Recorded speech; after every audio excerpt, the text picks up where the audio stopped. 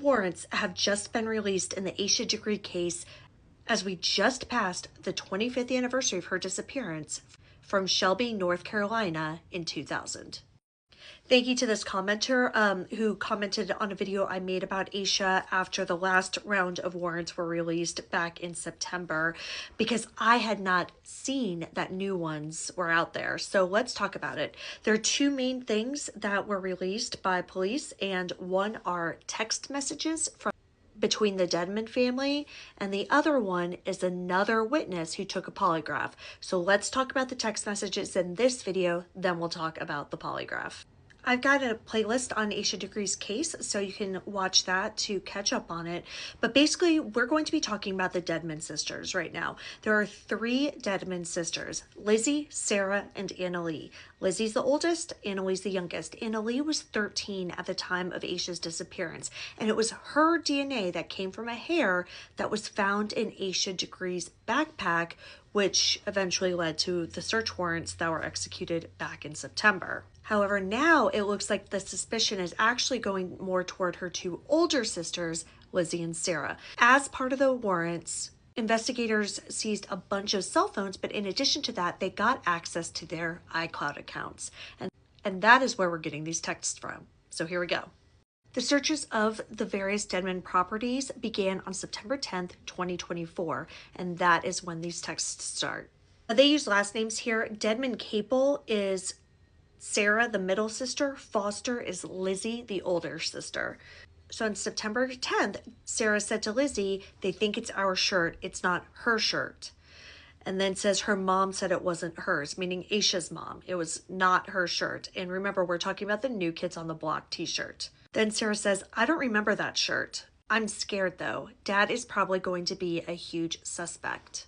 And we do know that's true because in their press releases, investigators did say after these searches that they believed that Roy and Connie, their parents, had to have helped in the disposal, the cover-up. Basically, they know what happened to Asha, even if the parents weren't the ones responsible for her death.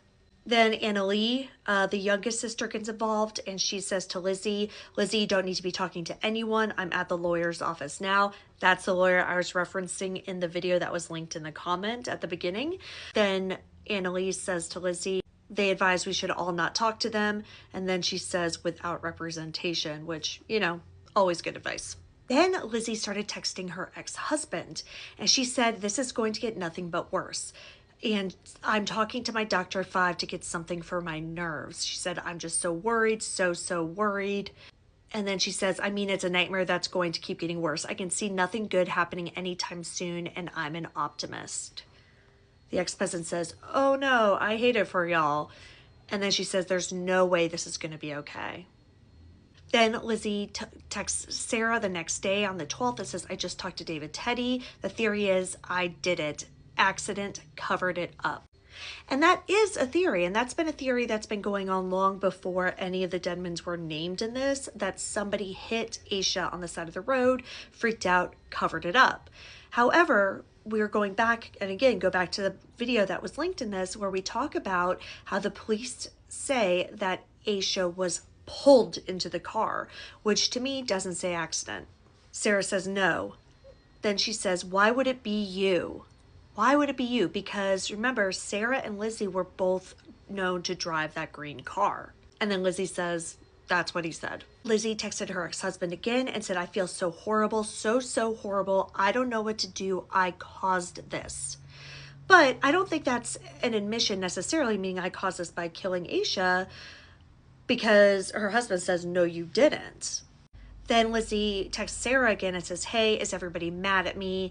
Then Sarah says, "Nobody is, Izzy." And she repeats the same thing Izzy's ex-husband said, which is, "This is not your fault." So if it's not Lizzie's fault, whose fault is it? The sisters were still stressed at the end of September when Lizzie said to Sarah, "I'm just so anxious about what's going on behind the scenes. What are they doing now? What's going to happen to me since I won't talk to them?" And again, she had been approached by law enforcement by September 28th, but she did not want to talk. Which, once again, not talking to the police is generally a good move. Doesn't mean you're guilty of anything. Lizzie then said, I'm afraid it's going to get worse. Well, he told me it's going to. Then Sarah said, I know, girl, I'm a disaster. And says, I think if they come at you again, you just go and be compliant. Which is interesting because would you say that if you knew that your sister killed somebody? Sarah says, that's what I'm planning to do.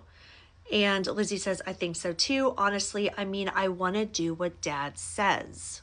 She says, but damn. And then Sarah says, maybe we should have let you do what you originally wanted to do. What you originally wanted to do. That to me sounds like she knows something and maybe she originally wanted to say what she knew. That's just my interpretation though. Lizzie says, I don't know. I really don't know. And then Sarah says, right, you don't want something we do or say to impact him, but we also can't be living like this either. And again, they're talking about their father, Roy Dedmon. Sarah also says, I mean, I told him I'm not going to do that. Do what? Lizzie says, right. Oh, you did? What did he say? Sarah says, it's not like worth our mental health. Then Lizzie says, right. So it seems like they're really holding back here and saying it's not worth our mental health to keep this secret anymore. Then Sarah says, he was just like, I will call Teddy. We can go get a polygraph with the honest people. And I think he may be talking about the polygrapher or the agency that they want to take the polygraph with. Lizzie says, oh, okay. Sarah says, I really just don't have it in me to go through what you have been through. And I think that means the additional approaches by the police. Lizzie says, it's been hell. Sarah says, just hearing about your situation has made me a disaster. Hearing about it. Lizzie says, oh, I'm sorry. Sarah says, I just can't even imagine going through that. Then Lizzie says, but y'all have dealt with other stuff. Now, I'm really interested to hear your thoughts and your interpretations on what you think these two sisters are saying to each other. To me, it sounds like they know something. They weren't necessarily responsible for Asha's death, but they have a lot of answers. But their father doesn't want them to talk, or what they say, he wants them to say in a very specific way. So why is that? Who's he protecting? Is he protecting them? Is he protecting another family member? Is he protecting himself? I don't like to do part twos, but I'm running out of time on this. So we are going to go ahead and do another video on 2 polygraphs and a new witness.